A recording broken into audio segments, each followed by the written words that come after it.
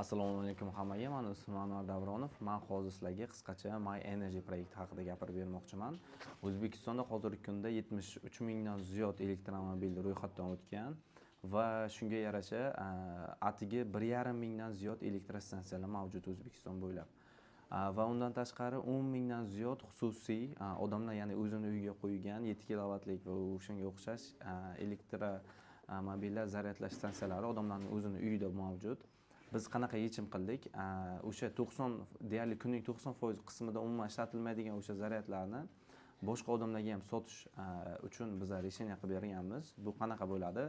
Raspberry Pi aqlli qurilmasi orqali kirib, o'shani biz stansiyaga qo'yib beramiz. Xuddi boshqa tok bor, masalan, o'shanga o'xshagan programmani qanday ishlatib, qanday zaryadga qo'yib odamlar pulini to'lab ketaveradi, xuddi o'shunaqa sistemada ishlaydi. Bu yoqda xuddi davlatga biz energiya sotganimiz kabi, misol uchun quyosh panel qo'yib odamlar davlatga energiya sotyapti. Bu o'zini uyida turgan stansiyadagi tokni ham odamlar sotishlari mumkin. Biz bundan o'rtacha 20-30% komissiya olamiz. Bu hamma uchun menimcha manfaatli bo'ladigan proyekt. Rahmat.